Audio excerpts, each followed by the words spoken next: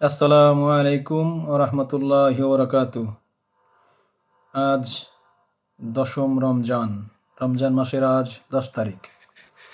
পবিত্র কোরআনে বর্ণিত আছে, প্রত্যেকে নিজ নিজ কর্মের জন্য দায়ী, একের পাপের বোঝা অন্য বহন করবে না। মনের সংকীর্ণতা ও কৃপণতাকে যাহারা অতিক্রম করিতে পারিয়াছে, কেবল তাহারাই সর্বাঙ্গীন কল্যাণ করিতে পারে। যে ব্যক্তি স্বীয় আত্মাকে কুপ্রবৃত্তি হইতে বিরত রাখিয়াছে, নিশ্চয়ই বেহেশতি তাহার একমাত্র ঠিকানা।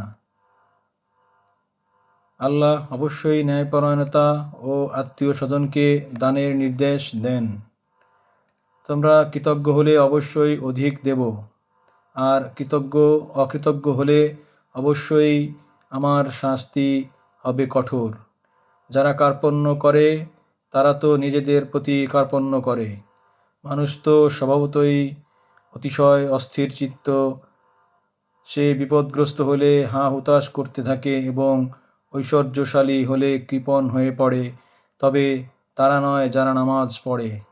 আমি কোরআন অবতীর্ণ করিয়াছি এবং আমি উহার রক্ষক। আল কুরআন।